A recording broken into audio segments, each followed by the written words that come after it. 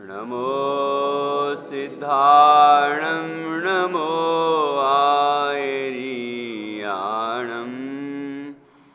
नमो अध्यायाणं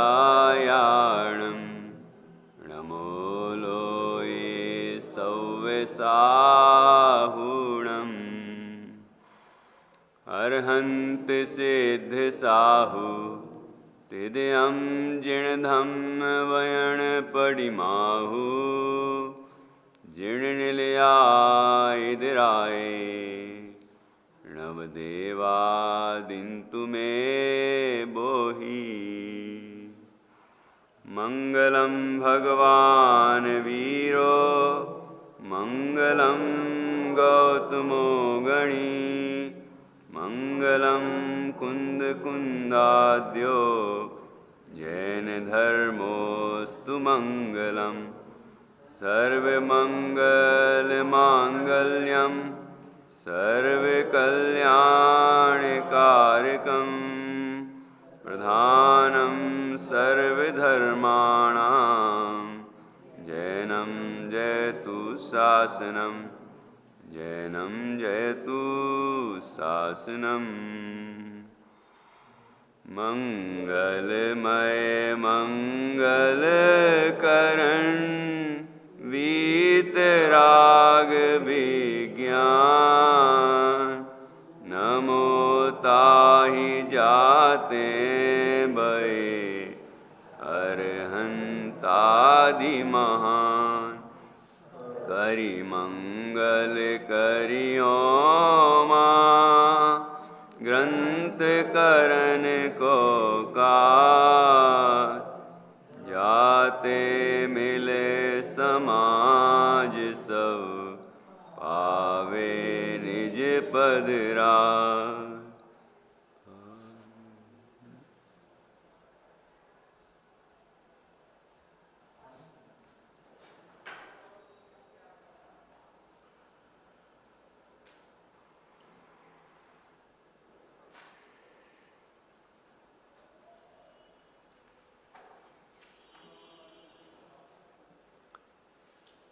आचार्य कल्प पंडित श्री टोडरमल जी द्वारा रचित यह रहस्यपूर्ण चिट्ठी है। इसमें स्वानुभव की दशा कैसे प्रकट होती है और स्वानुभव के काल में क्या क्या होता है, इन सभी विषयों पर आगम और अनुभव के आधार से आगमानुसारी और स्वयं के आगम से प्रमाणित अनुभव के आधार से पंडित जी ने बहुत ही सुंदर चर्चा इसमें की है और हम विगत दिनों से ये समझ रहे हैं कि वाकई ये चिट्ठी स्वानुभव का संदेश है, भगवान जिनेंद्र का संदेश है। ये हमारे कल्याण के लिए, सर्व कल्याण के लिए लिखी गई। जिनके नाम इसमें लिए हैं उनका तो कल्याण हुआ ही होगा, लेकिन जो जब से लेकर लगभग 300 वर्ष मान लीजिए, तब से लेकर अब तक जो पढ़ता है उसका कल्याण होता है। ऐसी ये कल्याणकारी चिट्ठी है और इसमें सविकल्प के द्वारा निर्विकल्प अवस्था को जीव कैसे प्राप्त करता है उसकी बहुत ही सुंदर विधि बताई है। ये बच्चों को भी ये पॉइंट याद हो गए हैं, प्रथम पश्चात तत्पश्चात। वो भी सुन रहे हैं तो उन्हें भी समझ में आ रहा है कि क्या हो रहा है, क्या होता है। वैसे तो 8 वर्ष का बालक हो तो सम्यक दर्शन का अधिकारी है, मुनि अवस्था धारण करने का भी अधिकारी है, तो वह भी ये बात समझ सकता है। कठिन नहीं है ये बात, बिल्कुल सरल है। कठिन मान के सुनेंगे तो कभी समझ में नहीं आएगी, और अति सरल मान के और उसकी उपेक्षा करेंगे तो भी समझ में नहीं आएगी। ठीक है आ जाएगी, उसमें क्या। लेकिन मेरे हित की बात है तो मुझे क्यों समझ में नहीं आएगी, मेरी बात है तो मुझे क्यों समझ में नहीं आएगी। जानने वाला मैं स्वयं और जानने में आने वाला मैं स्वयं, ये बात मुझे क्यों समझ में नहीं आएगी। ये तो इतनी आसान बात है। हम अंदर में जान रहे हैं, और किसे जानना है कि स्वयं जानने वाले को ही जानना है। मतलब स्वयं को ही स्वयं भूला हुआ है, स्वयं को ही स्वयं खोज रहा है। वास्तव में तो ये आश्चर्य की बात है कि स्वयं ही स्वयं को खोज रहा है, कि स्वयं जो है ज्ञानमयी तत्व वही मैं हूं। बस इतनी दृष्टि करने की जरूरत है, बाकी काम अपने आप होता है जो यहां पर बताया है। प्रथम में, पश्चात में और तत्पश्चात में जो बताया है वो सब होता है। और ऐसा निर्विकल्प अनुभव होने पर जीव को अतीन्द्रिय आनंद की उत्पत्ति होती है। और वो आनंद जैसा सिद्धों को होता है वैसा ही होता है। उस क्वालिटी में कोई अंतर नहीं है, उसकी जाति में कोई अंतर नहीं है। जैसे सम्यक ज्ञान की और केवल ज्ञान की जाति में, सम्यक दृष्टि का जो ज्ञान है, सम्यक ज्ञान, उसकी जाति में और केवल ज्ञान की जाति में कोई अंतर नहीं है, दोनों सम्यक ज्ञान है। ऐसे ही आनंद में, सुख में भी जाति अपेक्षा कोई अंतर नहीं है। जैसा सिद्ध भगवान को आनंद होता है वैसा ही आनंद चौथे गुण स्थान वाले को होता है, वैसा ही अतीन्द्रिय, वैसा ही अतिशयकारी जैसे कि विशेषताएं बताई गई हैं। और निराकुल, जैसा निराकुल आनंद भगवान को होता है वैसा ही चौथे वाले को, सम्यक दृष्टि को होता है। तो यह आनंद हम सब यहां से प्राप्त कर सकते हैं यहीं इस पंचम काल में। अमृतासीति ग्रंथ में तो आचार्य योगेंद्र देव ने स्पष्ट लिखी दिया कि इस पंचम काल में स्वानुभव से उत्पन्न सुख का अनंतमा हिस्सा, अनंतमा अंश, और पंचेंद्रिय के विषय जो इंद्र और चक्रवर्ती आदि भोगते हैं वो सब फीके हैं, इसके सामने कुछ भी नहीं है। मतलब स्वानुभव से उत्पन्न आनंद का अनंतमा भाग रखी एक तरफ, और एक तरफ दूसरी तरफ पंचेंद्रिय के विषय भोगने वाले जो इंद्र और चक्रवर्ती आदि हैं उनके सबके भोग रख लीजिए। उनको जो सुख होता है इंद्रिय सुख वो रख लीजिए, वो फीका है, क्योंकि उसकी जाति ही भिन्न है, उसकी जाति भिन्न है। ये अतीन्द्रिय है और वो इंद्रिय है, और वो आकुलतामयी है, ये निराकुलतामयी है। ये वास्तविक है, वो काल्पनिक है। ये अंतर है जो प्रवचन सार जी में बहुत सुंदर तरीके से बताया है। तो ऐसा आनंद उत्पन्न करने वाली ये चिट्ठी है, ये मार्ग है जहां प्रथम भेद विज्ञान स्वपर का करे। याद तो हो गई होगी चिट्ठी, चिट्ठी का इतना अंश तो याद होना ही है ना। वो तो ये समझ लो आप क्लास है, आपसे हम सुनने वाले हैं, है ना। इतना तो याद करना है, बाकी तो पॉइंट्स याद हो जाएंगे और भाव याद रहना जरूरी है, लेकिन ये इतनी प्रक्रिया तो याद कर लेना चाहिए।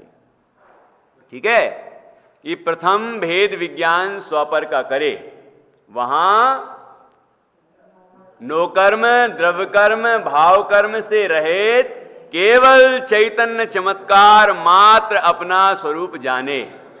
पश्चात पर का विचार तो छूट जाए, केवल स्वात्म विचार रहता है।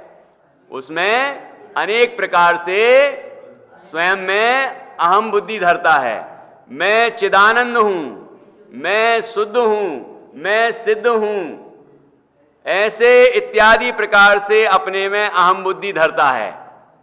और ऐसा करने से क्या होता है, ऐसे विचार से रोमांच आता है, आनंद तरंगें उठने लग जाती हैं।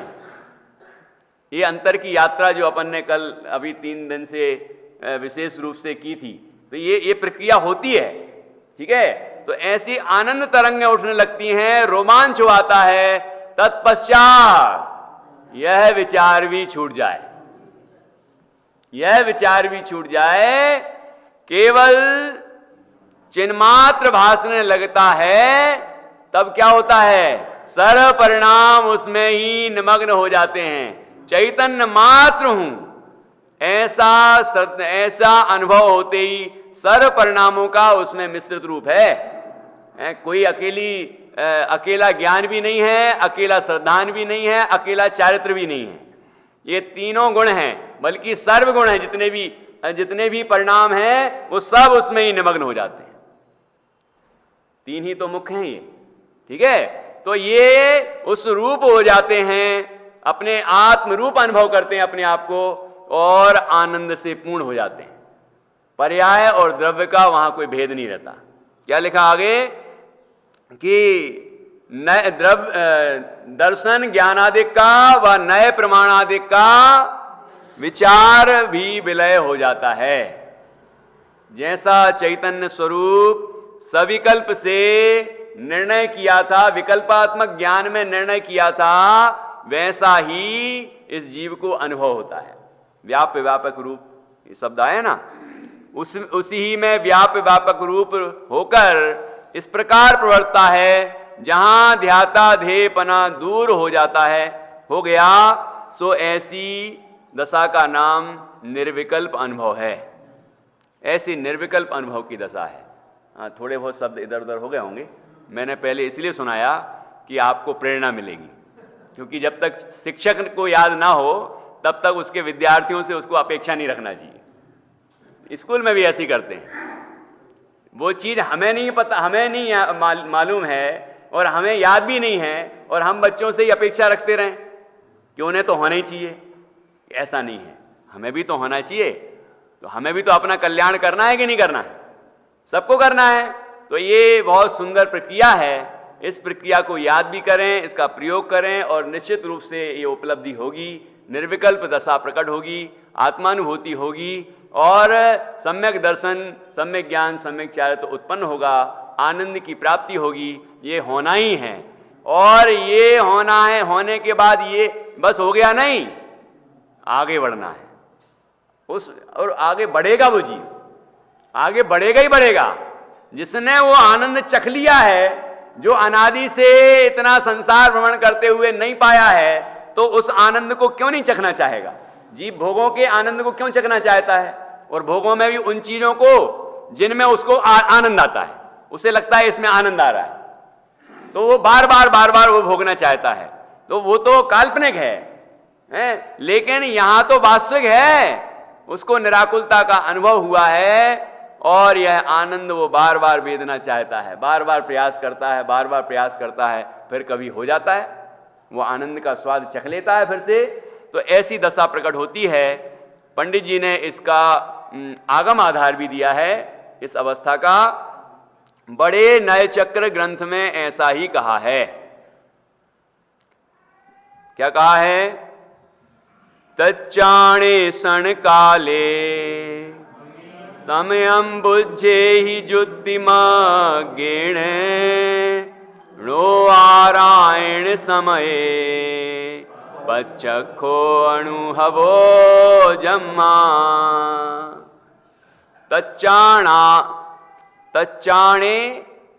तच्चाणेषण काले, तच्च आणेषण काले, आणेषण मतलब अन्वेषण, अन्वेषण है ना, अन्वेषण काल में, तच्चा नहीं, तच्च अन्वेषण काले, तच्च मतलब तत्व, तत्व के अन्वेषण के काल में, तत्व के अवलोकन, अन्वेषण ब्रैकेट में लिखा है, तत्व के अवलोकन का जो काल, उसमें समयम, यहां समय का क्या अर्थ, जो समय सार में अर्थ है, मुख्य अर्थ, वैसे तो समय सार के कई अर्थ किए हैं, है ना, लेकिन मुख्य अर्थ क्या है? शुद्धात्म तत्व, है ना।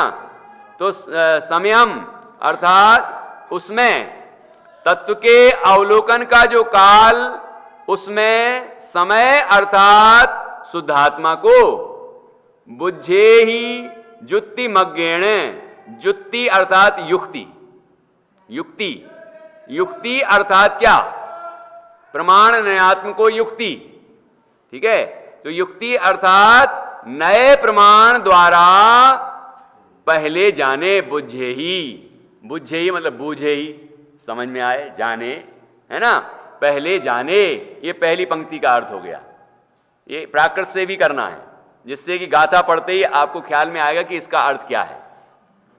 तो तच्च अन्वेषण काले, तत्व के अन्वेषण काल में समयम, समयम अर्थात शुद्धात्मा, शुद्धात्मा जुक्ति मग्गेण बुझे ही, युक्ति के मार्ग से जाने, युक्ति मार्ग से जाने, युक्ति अर्थात नए प्रमाण, प्रमाण से जाने, नए से भी जाने। ठीक है, फिर क्या करे कि नो आरायण समये, नो, नो मतलब नहीं है, कब? वो जो प्रमाण और नए लगाए थे और उन तरीके से जो हमने शुद्धात्म तत्व का निर्णय किया था युक्ति मार्ग से, आरायण समय, आराधन के समय नो, आराधन के समय वो नहीं है, आराधन के समय वो प्रमाण और नए नहीं है। ठीक है, तो लिखा कि पश्चात आराधन समय जो अनुभव काल, आराधन समय मतलब अनुभव काल, उसमें नए प्रमाण नहीं है। आराधन राध धातु से बना है, आ उपसर्ग लगा है, आ समन्ता, सर्व ओर से, राधना मतलब लीन होना, राधना मतलब लीन होना। तो आराधन मतलब आराधना करना, अपने में लीन होना। जैसे जिनेंद्र आराधना है तो जिनेंद्र में लीन होना, सर्व ओर से। तीन परिक्रमा लगाते हैं ना, तीनों हैं, चारों तरफ से परिक्रमा लगाते हैं, मतलब सर्व प्रकार से वंदना, सर्व ओर से वंदना है। भगवान के आगे ही आगे से वंदना है कि पीछे पीछे भी वंदना है? ये आगे कहना और पीछे कहना भी व्यवहार है, व्यवहार है शरीर की अपेक्षा। आत्मा कहां नहीं है ये बताओ? आगे ही आगे है कि पीछे भी है? इधर है कि यहां नख और सिख में कहां नहीं है? और कितना, कहां का ज्यादा महत्वपूर्ण है और कहां का महत्वपूर्ण कम है? ये शरीर की अपेक्षा हम कहते हैं ये मस्तक है, ये ऊंचा स्थान है, ये नीचा स्थान है, ये शरीर के गुणाभाग होंगे, लेकिन आत्मा के नहीं है। आत्मा तो यहां हो या यहां है, पूरा असंख्यात प्रदेशी आत्मा, पूरा बना बनाया भगवान है, पूरा पूजनीय है, पूजनीय है, अनुभवनीय है। ठीक है ना? और एक तरीका है, सब जगह पूरे के पूरे अनंत गुण हैं, सब जगह। ऐसा नहीं ज्ञान यहाँ है, दर्शन यहाँ है, चारित्र्य यहाँ है, वीर यहाँ है, ऐसा थोड़ी है। पूरे में ज्ञान है, पूरे में दर्शन है, पूरे में चारित्र्य है, पूरे में सुख है, पूरे में, पूरे असंख्यात प्रदेश में अनंत गुण, अनंत धर्म, अनंत शक्तियां सर्वांशों में होते हैं। ठीक है? ऐसा पूरा का पूरा आत्मा वह अनुभवने योग्य है। ठीक है? ये और देखिए, जब अपन जैसे आंख से जान रहे हैं ना, तो जिन प्रदेशों से जान रहे हैं तो लगातार उन प्रदेशों से ही जानते रहते हैं। आंख के प्रदेश, जो आंख मतलब ये पुतली है, जो आंख मतलब ये द्रव्य इंद्री, ये तो वही रहेगी, लेकिन आत्मा के प्रदेश जितने में आपको मैंने देखा, 1 सेकंड तो लगा होगा, उतने में तो यहां के नख के प्रदेश जो अंगूठे में होंगे वो यहां घूमते हुए आ गए। ऐसी गति करते हैं। ठीक है ना? ऐसे भ्रमण होता है प्रदेशों का। और जो नाभि स्थान के 8 प्रदेश हैं वो हमेशा स्थिर रहते हैं। ठीक है ना? तो बाकी ऐसे घूमते हैं, ऐसी स्थिति होती है उसकी, और पूरा अखंड है आत्मा। ठीक है ना? ऐसा नहीं कि भ्रमण कर रहा तो कुछ उसमें कोई अंश जगह होगी कि कुछ होगा, कोई परद्रव्य चला जाएगा उसमें, ये कुछ हो जाएगा, कुछ नहीं। जाओ जैसे आंख बंद करके देखते हैं तो ऐसा घूमता हुआ दिखता है। अब डॉक्टर साहब कहेंगे वो तो ब्लड सर्कुलेशन हो रहा है। हाँ, होता है, नर्वस सिस्टम होता है ना, वो होता है, ऐसा सर्कुलेट होता है। और ऐसे ही आत्म प्रदेश भी घूमते हैं। इसीलिए तो कई साइंटिस्ट लोगों को ये भ्रम है, वो ये सोचते हैं कि आत्मा कोई अलग वस्तु नहीं है। वो तो नर्वस सिस्टम से चलता है। ये निमित्त नैमित्तिक है, ये मस्तिष्क का निमित्त नैमित्तिक है, मन का निमित्त नैमित्तिक है ना, लेकिन ऐसा निमित्त ही है, वस्तु तो पूरी अखंड है, पूरी एक सी है, असंख्यात प्रदेशी आत्मा।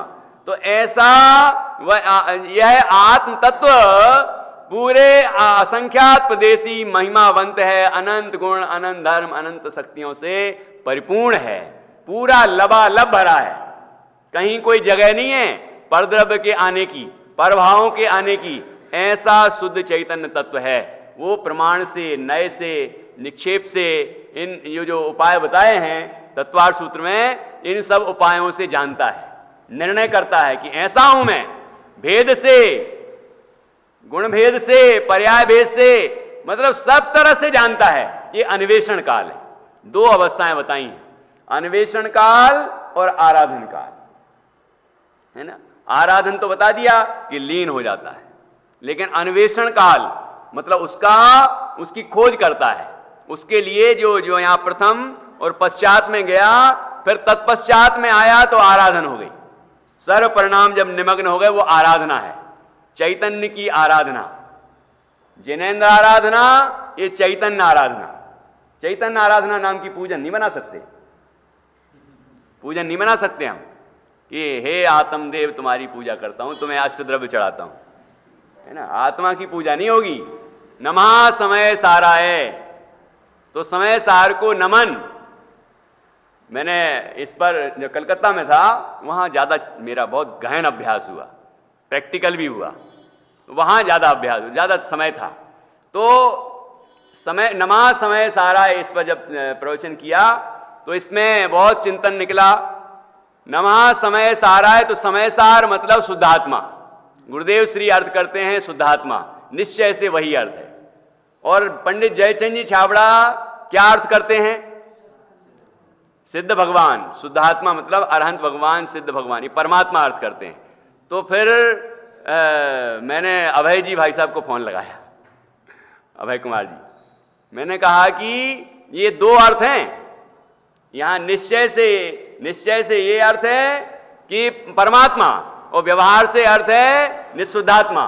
तो शुद्धात्मा को ऐसे थोड़ी नमन होगा, शुद्धात्मा को ऐसे थोड़ी नमन होगा। सिद्ध परमात्मा को, अरहंत परमात्मा को ऐसे नमन करेंगे हम, नमः समय साराय। तो इस तरह हमने नमन किया, ठीक है, मन से, वचन से, काय से, सर्व ओर से, सब तरफ से हमने नमन किया। ये परिणति पर की ओर झुकी, ये शुभ भाव है।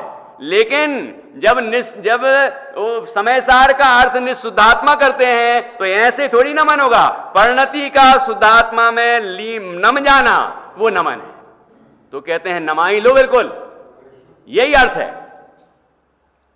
यही अर्थ है इसका। तो कहने का मतलब निश्चय से जब अर्थ करेंगे तो ऐसा अर्थ करना होगा, व्यवहार से जब अर्थ करेंगे तो ऐसा करना होगा, ठीक है। गुरुदेव ने निश्चय से जो अर्थ किया वो अपने प्रयोजन की सिद्धि के लिए, अपना प्रयोजन मुख्य है। इस पर बाबू युगल जी साहब से मेरी चर्चा हुई थी, तो एक विद्वान ने इस पर प्रवचन किया, तो मैंने कहा कि ये भी अर्थ है इसका। तो कहने लगे नहीं, इसका कोई ये अर्थ नहीं है, सिर्फ शुद्धात्मा ही अर्थ है और निशुद्धात्मा ही अर्थ है। तो बाबूजी के पास पहुंच गए, कोटा में थे, तो बाबूजी के पास पहुंचे, तो बाबूजी ने कहा ये भी अर्थ है, लेकिन प्रयोजन की मुख्यता है। प्रयोजन की मुख्यता जब लेते हैं तो यही अर्थ करना मुख्य है कि शुद्धात्मा मतलब निशुद्धात्मा, ये प्रयोजन परक अर्थ है। तो अपना प्रयोजन कैसे सिद्ध हो कि परमात्मा को नमन करते रहने से प्रयोजन सिद्ध होगा, कि निशुद्धात्मा में परिणति मग्न होगी तो प्रयोजन सिद्ध होगा, कि निज में जब परिणति नमेगी तो प्रयोजन सिद्ध होगा। लेकिन यही अर्थ करना होगा तभी बनेगा काम। यदि हमने नमः समय साराय में ऐसा सोचा कि समय सार मतलब निशुद्धात्मा को नमन, तो ये बाहर है क्या आत्मा? ये बाहर है, अपना आत्मा बाहर है। दूसरे को कर रहे, दूसरे को करना ही है तो सिद्ध भगवान को करो, पंच परमेष्ठी को करो, नवदेवों को करो। ये दूसरों को ऐसे ऐसे करने लगे आजकल हमारे जैनी लोग भी, कोई ऐसे आपको भी प्रणाम, आपको भी प्रणाम, आपको भी प्रणाम। ये कैसे हो सकता है? ये कौन सा व्यवहार है? निश्चय से हम सब परमात्मा हैं, लेकिन व्यवहार, ये जो नमस्कार का व्यवहार है वो उसी को होगा जो व्यवहार में भी परमात्मा है। जो परमात्मा है अरहंत सिद्ध भगवान, ठीक है ना, तो वो पर्याय में प्रकट हो गए हैं, परमात्मा अवस्था आई है, उस पर्याय को हम प्रणाम करते हैं। ठीक है, तो वहां जिनके परमात्मा सा प्रकट हो गई है उनको ऐसे नमन होगा, लेकिन ये ऐसे नहीं होगा कि आपको भी प्रणाम, आपको भी प्रणाम, आपको भी प्रणाम, आप भगवान हैं, आप भी भगवान हैं। ये भगवान आत्मा तो सभी हैं, लेकिन उस दृष्टि से यहां प्रणाम का क्या, द्रव्य संग्रह जी की पहली गाथा की टीका में लिख दिया, परम शुद्ध निश्चय नय से बंध बंधक भाव बनता ही नहीं।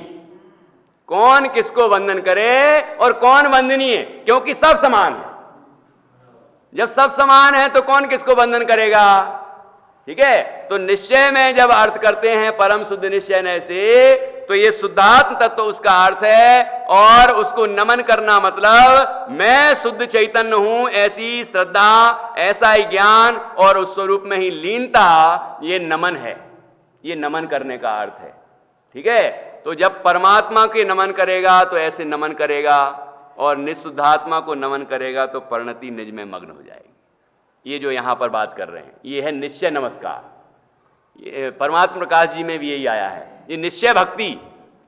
निश्चय भक्ति यही है कि निस्वरूप की अनुभूति ही निश्चय भक्ति है, क्योंकि परमात्मा ने कहा कि तुम अपने को जानो, और हम कह रहे हैं कि हम तो आपको ही जानते रहेंगे।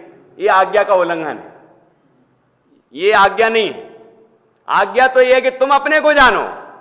वो मुनिराज कह रहे हैं कि हे सिंह, तुम सिंह नहीं हो, तुम तो सिद्ध हो। रोने लग गया वो, पश्चाताप होने लग गया, जाति स्मरण ज्ञान हो गया। ओहो, मैं क्या कर रहा हूं, ये क्या मान रहा हूं, मैं क्या कर रहा हूं ये, अरे तू ये क्या पश्चाताप कर रहा है, ये छोड़। तो वो कहते हैं अरे बड़ा परम उपकारी हैं ये, तो ये इतनी अच्छी बात कह रहे हैं, मुझे परमात्मा कह रहे हैं, मुझे बना बना भगवान कह रहे हैं, अरे ये तो परम उपकारी हैं, जय हो आपकी, जय हो। और उनकी तरफ देख रहा है, तो मुनिराज क्या कहते हैं, अरे तू मेरी ओर क्या देखता है, तू अपनी ओर देख, अपनी ओर देख।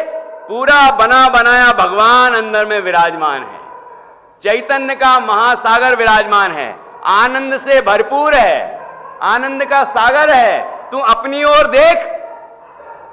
और जैसे उसने अपनी ओर देखा, आनंद से पूर्ण हो गया। मुनिराज का उपदेश तो यह है कि तुम अपनी ओर देखो, तुम मेरी ओर देखो। ये उनको प्रसन्नता नहीं है इस बात से। भगवान ये नहीं कहते कि तुम मेरी ओर देखो, भगवान कहते जैसे मैं अपनी ओर देख रहा हूं ऐसे तुम अपनी ओर देखो। ये आज्ञा है भगवान की, ठीक है। और हम आज्ञा नहीं माने तो भक्त हुए सच्चे, या आज्ञा माने तो भक्त हुए सच्चे। तो निश्चय भक्ति क्या, कि भगवान ने कहा तुम अपने को जानो, और हम अपने को जानने लगे, हम अपने को पहचानने लगे, हम अपने में लीन हो गए, तो यह हुई निश्चय भक्ति। यही प्रयोजन है। तो यहां आराधन और अन्वेषण, आराधन मतलब अपने में लीन होना, और लीन कब होगा, जब अपनी खबर होगी, अपनी पहचान होगी, ठीक है। तो उसके लिए करता है अन्वेषण, और अन्वेषण में प्रमाण और नय ये दोनों चाहिए। प्रमाण नय रूप युक्ति से ही ये अन्वेषण होता है। कोई कहे कि प्रमाण और नय की लगाने की क्या जरूरत है, अपेक्षाओं से तो वस्तु कथन कमजोर हो जाता है, यहां नय लगाने की क्या जरूरत है। आचार्य समंतभद्र कहते हैं कि यदि हमने स्यात् पद ना लगाया हो कहीं, तो वहां भी लगा हुआ समझना। अब हर जगह थोड़ी लिखते रहेंगे इस अपेक्षा ये, इस अपेक्षा ये, इस अपेक्षा ये, बार बार तो नहीं लिखेंगे ना। तो जहां नहीं लगाई हो अपेक्षा, स्पष्ट नहीं की हो, वहां भी लगी हुई समझना, ठीक है। और जहां जहां जो जो योग्य है वहां वही वही समझना है।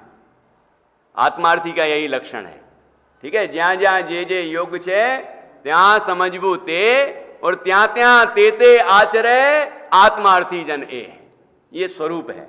तो अब प्रमाण से जाने, नए से जाने, कैसे जाने, देखो क्या लिखा है यहां, तच्चाणे सण काले समयम बुद्धे ही ज्योतिमज्ञेन नो आरायण समये पच्चखो अनुभवो जम्हा।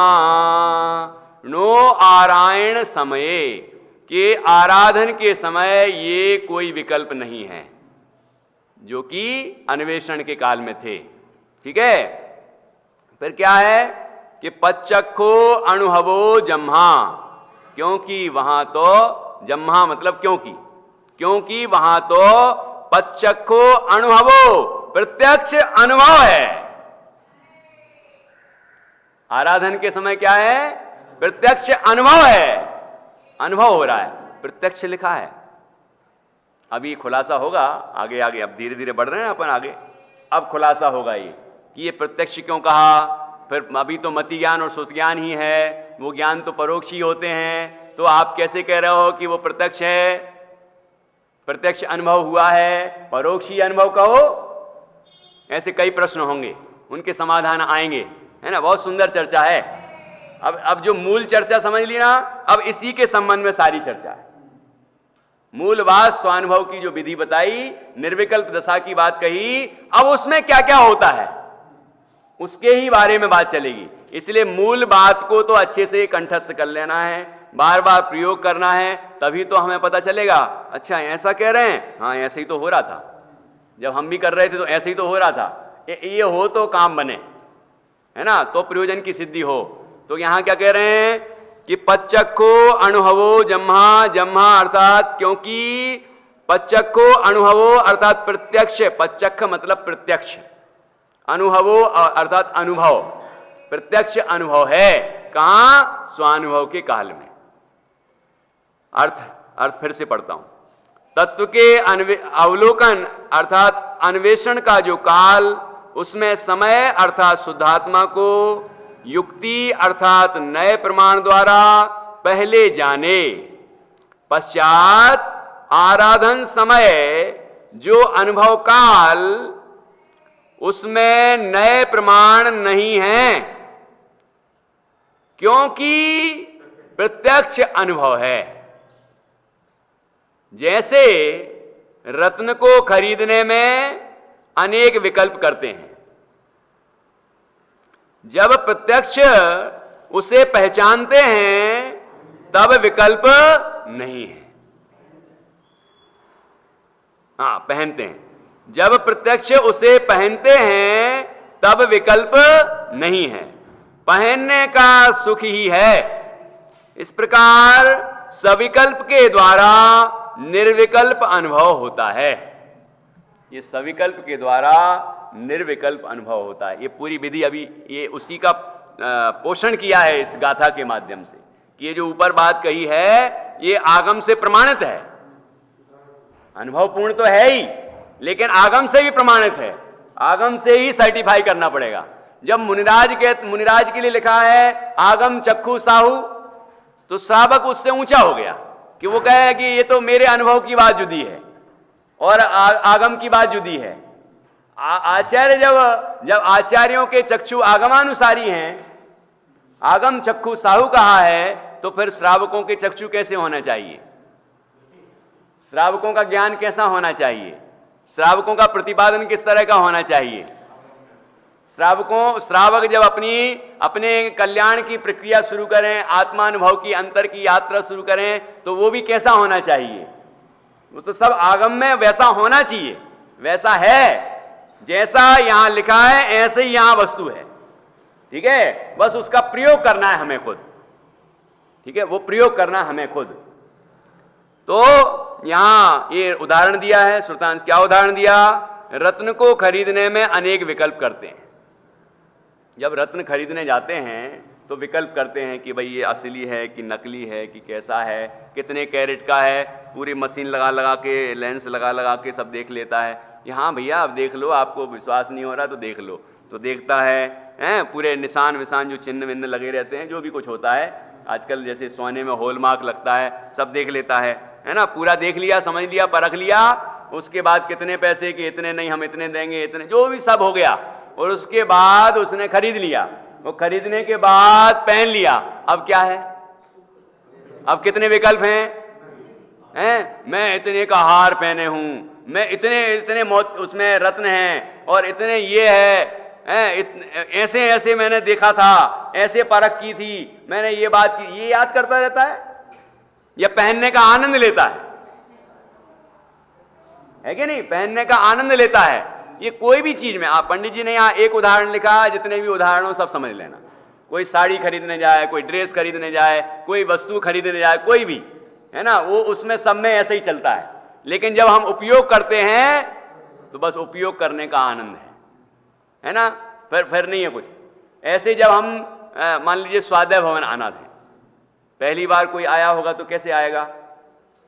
खोजता हुआ आएगा, पूछता हुआ आएगा। कोई कहेगा फिर किस तरफ से आ रहे हो? वहां से आ रहे हैं। वहां क्या क्या मिलेगा कि वहां सिंबल बताएगा, ये वहां ये चीज मिलेंगी, यहाँ ये देखना, फिर ये आगे बढ़ना, फिर उसमें लेफ्ट लेना, फिर राइट लेना, ये करना वो करना, फिर यहाँ आना, समोषण मंदिर मिलेगा, उसके बगल से पीछे तरफ से आना तो आपको स्वाध्याय भवन ऐसा मिलेगा, फोटो भेज दी ऐसा मिलेगा। ठीक है। अब जब तक वो नहीं पहुंचा तब तक कितने विकल्प हैं? खोज रहा है, पूछ रहा है, क्या भैया वहां ये जगह वहां सही जा रहा हूं कि नहीं? किससे पूछे? किससे पूछना चाहिए? नहीं तुम कहां जा रहे हो? पीछे, तुम उल्टे आ गए, जाओ पीछे जाओ। ऐसे मतलब अज्ञानियों से पूछना चाहिए कि जानकारों से पूछना चाहिए? उसमें भी यही है, जानकारों से पूछना चाहिए। तो सुनील भैया बोलेंगे आजकल तो वो है क्या, गूगल मैप, उसका भी प्रयोग मैंने बहुत बार किया है और धोखे ही खाए हैं। जिस स्कूल को मैं खोज रहा था उस स्कूल के सामने से 4 बार निकल गया, लेकिन वो नहीं मिला। सिंबल तो यही दिख रहा है, यहाँ है, यहाँ है कि यहाँ है कि यहाँ है, घूमते रहे। फिर एक उतरे और एक भैया से पूछा, भैया जी ये स्कूल कहाँ? अरे वहीं तो है जहां से आप आए थे, इस तरफ देखना राइट में। जैसे ही देखा, अरे यार यहाँ से तो 4 बार निकल गया। नजर नहीं पड़ी, ऐसा देखा, देखते रहे, नहीं मिला। मैंने वहां पर एक लेख लिखा, वहीं बैठे बैठे, इंटरव्यू था तो जितनी देर वहां थी तो उतने में मैंने एक लेख लिख लिया। अनुभव, ये बात क्या अनुभव लिखा कि ज्ञानी गुरु की देशना के बिना वस्तु की उपलब्धि नहीं होती, आत्मा की उपलब्धि नहीं होती है। मतलब जो जानकार है उस विषय का, जिसने अनुभव किया है, वो व्यक्ति जब उसको बताता है ऐसा ही है, तो वो अंतर में वैसा विश्वास पूर्वक अंतर में देखता है और वैसा अनुभव हो जाता है उसको। ये ऐसा ही है, ये लौकिक में भी ऐसा होता है ना। और पारलौकिक मार्ग में भी जो कहा है ना, ज्ञानी गुरु की देशना निमित्त होती है, तो ये बात है। अब वो इसी भाव में प्राप्त की हो या पूर्व भावों में प्राप्त की हो, वो संस्कार जागृत हो जाएगा। ठीक है ना। लेकिन कार्य तो ऐसे ही होता है। तो यहां ये अन्वेषण काल और आराधन काल, तो अन्वेषण काल में अब ढूंढता आया, मिल गया स्वाध्याय भवन, आ गया और बैठ गया। तो जब बैठता है तो कितनी निश्चिंता होती है, अब ठीक है, आ गए। शांति से प्रवचन सुनता है, तत्व चिंतन करता है, अपने स्वरूप के अनुभव के लिए प्रयत्न करता है, शांति मिल जाती कि नहीं। अब दूसरे दिन आएगा तो कितने बार पूछना पड़ेगा? कभी कदाचित पूछना पड़ जाए, एक आध बार, यानी सिंबल तो देखने पड़ेंगे थोड़े बहुत, क्योंकि अभी दूसरी बार तो आ रहा है, हो सकता है थोड़ा बहुत देखना पड़ जाए। ठीक है ना। लेकिन फिर बार बार आए तो गाड़ी शुरू होती है तो कब यहां आ जाती है पता ही नहीं चलता। फिर नहीं देखना कि कहां क्या है। इतने बार निकलने पर भी कोई पूछता है कि वहां वो मार्ग है, वहां वो मोहल्ला है, वहां वो चीज है, वहीं से तो आप निकलते हैं, कुछ नहीं पता, कुछ नहीं मालूम। बस मुझे तो ये मालूम वहां से निकले और यहां आ गए। ऐसे यहां होता है। जब पहली बार अनुभव के लिए उद्यम करता है तो इतना परिश्रम बताया, प्रथम, पश्चात, तत्पश्चात। और उसमें पहली बार जिसको अभ्यास, जो प्राप्त करने वाला है, करने के लिए उद्यमी हो रहा है, वो बहुत ज्यादा अभ्यास करना पड़ता है उसको। बहुत ज्यादा मतलब बहुत सारे शास्त्रों को पढ़ना है जरूरी नहीं, बहुत ज्यादा का मतलब इससे तो ज्यादा, अपेक्षाकृत ज्यादा है ना। वो जीव को ये वस्तु का स्वरूप सुना उसने, उपदेश प्राप्त हुआ है ना, क्षयोपशम लब्धि, विशुद्धि लब्धि, देशना लब्धि, यहां तक हो गई। है ना, उसके बाद फिर आगे बढ़ता है, फिर प्रयोग करता है उस तत्व का, उस मार्ग का, तो प्रायोग लब्धि की दशाएं पैदा होती, ठीक है, आनंद की तरंगें उठने लग जाती हैं, और उसके बाद फिर कर्ण लब्धि में आता है, ठीक है। तो ये उसको इतना समय लगा, इतनी शक्ति लगी, इतना पुरुषार्थ लगा, लेकिन फिर वो जिसने एक बार अनुभव कर लिया है, अब उसे तो पता है ना कि ऐसा ही हूं मैं, अब उसको कितनी देर लगेगी, तो वो उसकी अपेक्षा थोड़ा जल्दी आएगा अंतर में, फिर और अभ्यास करेगा तो और जल्दी आएगा, और अभ्यास करेगा तो और भी जल्दी आएगा, बार बार अभ्यास करेगा तो बार बार जल्दी आएगा, और मुनिराज बन जाएगा फिर क्षण क्षण में अंतर्मुख हो, सिद्धों से बातें करते हैं। ये उनकी दशा है, क्योंकि वो अभ्यस्त दशा है, अभ्यास, अति अभ्यास है, पूरा अभ्यास है, इसलिए क्षण में अंतर, क्षण में बाहर, क्षण में अंदर, क्षण में बाहर। अब हम सोचते हैं गृहस्थों को भी ऐसे ही करना चाहिए, करते ही रहना चाहिए, लगातार चलना चाहिए। तो ये लगातार कैसे चलेगा भैया? गुणस्थान भी समझ लो जरा, कौन सा गुणस्थान है, कौन सी भूमिका है। यदि हम ये बात नहीं समझेंगे और निर्णय नहीं करेंगे, बैलेंस नहीं होगा, तो बैलेंस तो बिगड़ना है, वो अनुभूति तो भले ही नहीं होगी, लेकिन दिमाग का बैलेंस जरूर बिगड़ जाएगा। अरे यार मुझे हुआ ही नहीं, वो तो कह रहे थे कि होते ही रहना चाहिए, होते ही रहना चाहिए, यहां तो होते ही नहीं रहता। कभी कभी विचार आते हैं, कभी कभी परिणामों में निर्मलता आती है, लेकिन वो तो कहते हैं कि हमेशा ही रहना चाहिए। ये हमेशा कैसे रहेगा, ये बताओ, हमेशा कैसे रहेगा? इसलिए पंडित जी ने भी लिखा, आगम और अध्यात्म, आगम और अध्यात्म गर्भित पत्र लिखते रहना, लिखा था। और आगे लास्ट में भी लिखेंगे, आगम और अध्यात्म का अभ्यास करना। ये आगम और अध्यात्म का बैलेंस होना चाहिए। आगम में कर्म सिद्धांत भी आएगा, जो अवस्थाएं होती हैं वो सारी आएंगी। 7वें अधिकार में तो ऐसा लिख दिया है सम्यक्त के सन्मुख मिथ्या दृष्टि के प्रकरण में कि तत्व निर्णय वाले को भी, तत्व निर्णय वाला है, जो लब्धियों का प्रकरण है ना, लब्धियों का, उसमें आया है, तत्व निर्णय वाले को भी सम्यक्त हो ये जरूरी नहीं, होगा इसी से, होगा इसी तरीके से, लेकिन तत्व निर्णय करते ही हो जाए ये जरूरी नहीं। जब दर्शन मोह का उपशम होगा तब हो जाए। तो जीव का पुरुषार्थ क्या दर्शन मोह का उपशम करना पुरुषार्थ है कि नहीं? जीव का पुरुषार्थ तो तत्व निर्णय का अभ्यास करना है, ठीक है, पर से भिन्न निज तत्व की ही दृष्टि रखे, उसका ही विचार करे, उसमें ही लगा रहे। तो जब अपने को चैतन्य स्वरूप अनुभव करेगा तो परिणाम निर्मल होते जाएंगे और चैतन्य स्वरूप स्पष्ट भाषण लग जाएगा, और यही मैं हूं ऐसी श्रद्धा उत्पन्न हो जाएगी, ऐसी अनुभूति उत्पन्न हो जाएगी। उस समय दर्शन मोह का भी उपशम होगा। ये दोनों काम होंगे, दर्शन मोह का उपशम और आत्मानुभूति, ये स्थिति बनेगी। तो ये बैलेंस होना चाहिए, ठीक है ना। निमित्त का सर्वथा इनकार करेंगे तो फिर काम नहीं बनेगा, आगम की सर्वथा उपेक्षा करेंगे तो काम नहीं बनेगा। आगम जैसा कहता है वैसा हमें जानना है तो बैलेंस बना रहेगा। इसलिए आगम और अध्यात्म का अभ्यास रखना, ठीक है ना। तो यहां कह रहे हैं कि ये उदाहरण दिया है ना, तो इस उदाहरण से हमें वो प्रैक्टिकल जो प्रयोग है वो बात समझनी है। ऐसे कई उदाहरण समझ सकते हैं हम, जैसे रत्नों का उदाहरण दिया। हम लोग लड्डू बनाते हैं तो लड्डू बनाने में सारी बातों का ध्यान रखते हैं, कितनी चुटकी ये डालना, कितना क्या डालना, कितना गुड़ डालना, कितनी सौंठ डालना, कितना मसाला डालना, सब करते हैं कि नहीं। लेकिन जब खाने लग जाते हैं तब, जब खाते हैं तब क्यों आरोही? रोटी बनाते तो कैसे बनाते हैं? कितना आटा डालना, कितना पानी डालना, कितना क्या, कैसे उसनते जाना, और फिर कैसे लोई बन गई, फिर कैसे सब बेलेगी, फिर कैसे रोटी बनेगी, सिकेगी, तो ऐसा फिर पलटना है, फिर ये करना है, सारी शिक्षा हो गई। लेकिन जब खाने लगते हैं तब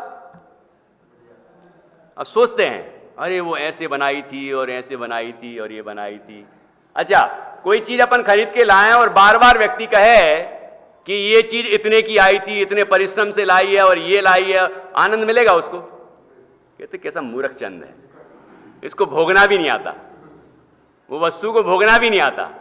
कई लोग होते हैं जो हर बात में ये इतने की है, ये इतने की है, ये वहां से लाया हूं, ये वहां से लाया है, ये उनने दी थी, ये यहां से आई थी, यही करता रहता, उसको आनंद नहीं है, दुखी है बेचारा, है कि नहीं?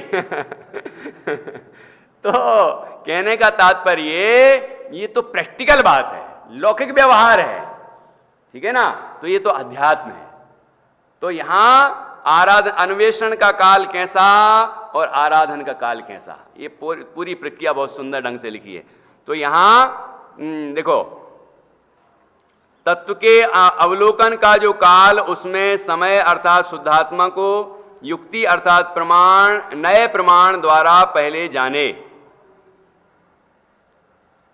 और पश्चात आराधन समय जो अनुभव काल, उसमें नए प्रमाण नहीं है, क्योंकि प्रत्यक्ष अनुभव है।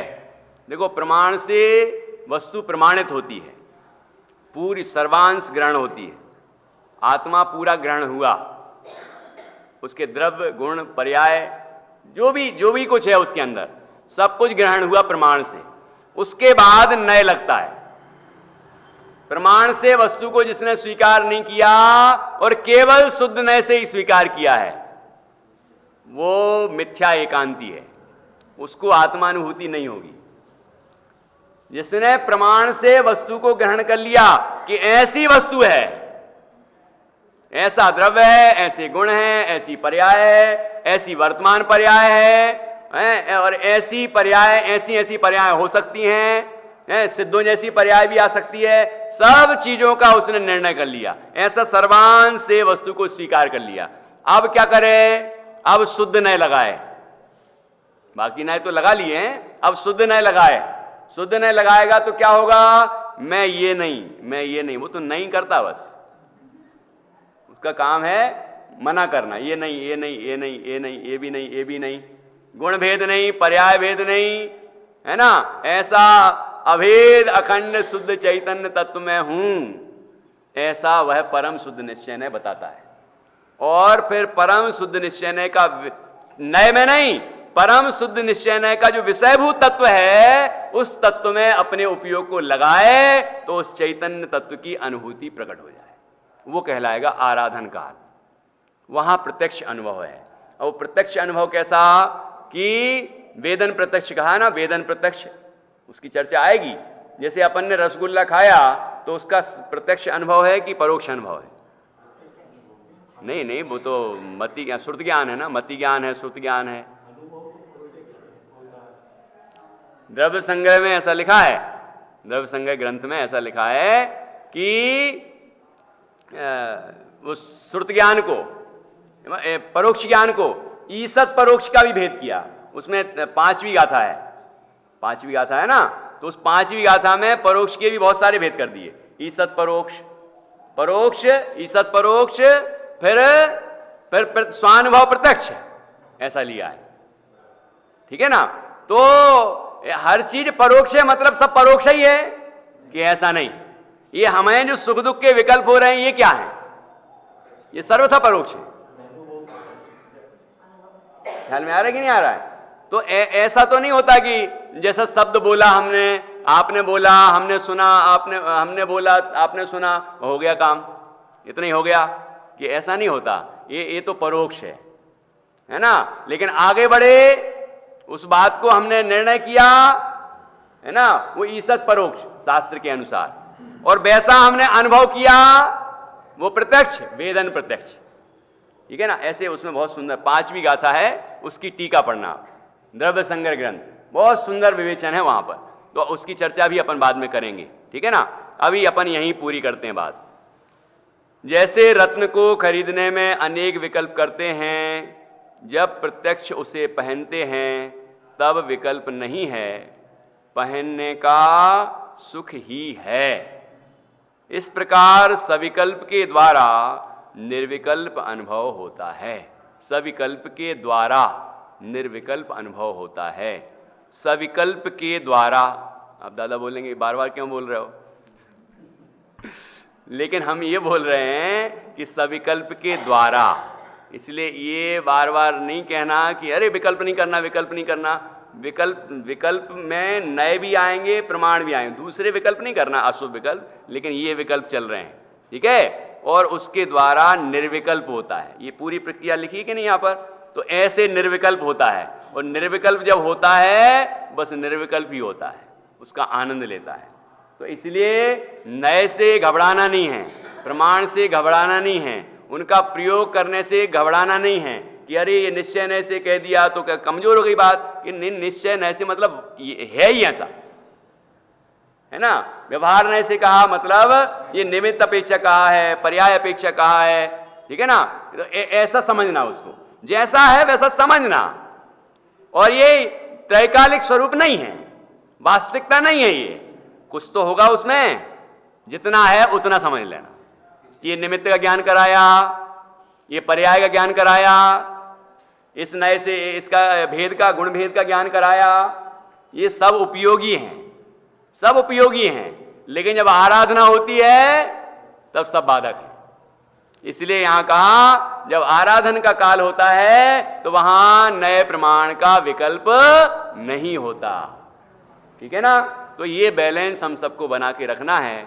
इस तरह से हम सविकल्प के द्वारा निर्विकल्प होने का पुरुषार्थ करें, निर्विकल्प अनुभव करें।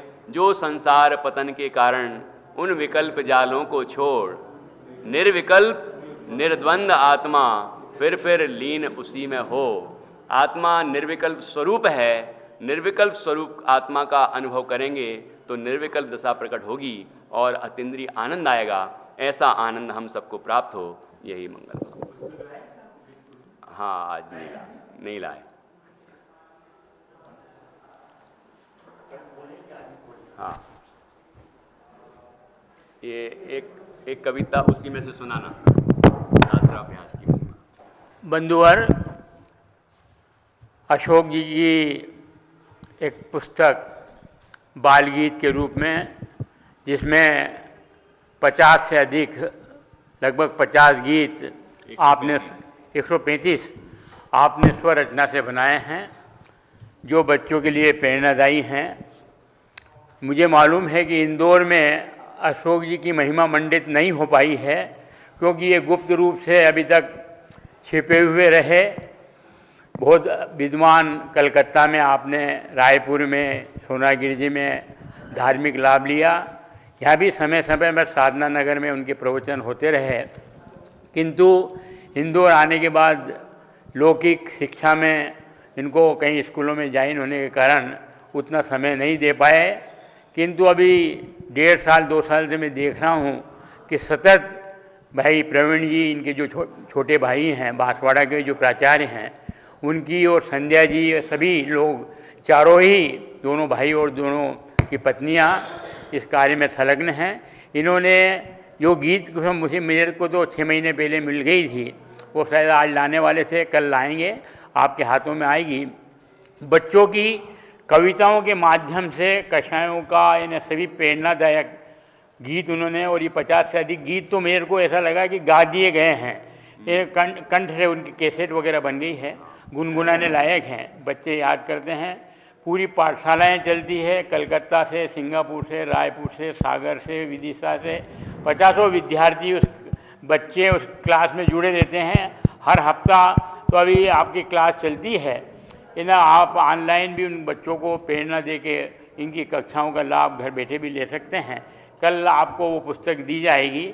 जिन बच्चों को, जिनको भी माता बहनों को चाहिए, वो पुस्तकें ले लें और अपने बच्चों को उसमें से शिक्षा प्रदान करें। अधिक बात की जानकारी कल आपको अशोक जी के माध्यम से मिलेगी।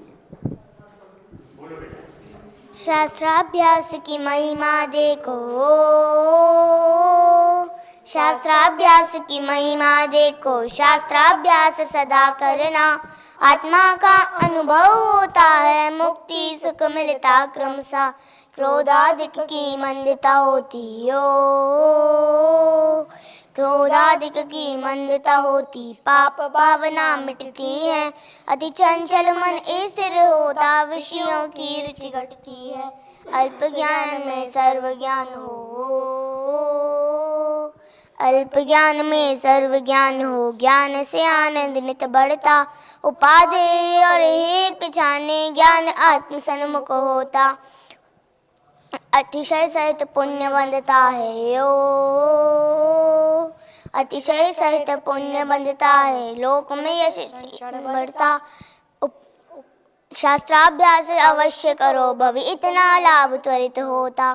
शास्त्राभ्यास अवश्य करो भव इतना लाभ त्वरित होता, इतना लाभ त्वरित होता। मैं बताई यह अनंत उपकार है, उसके लिए जिन वाणी माँ को वंदना शतवार है, वंदना शतवार है।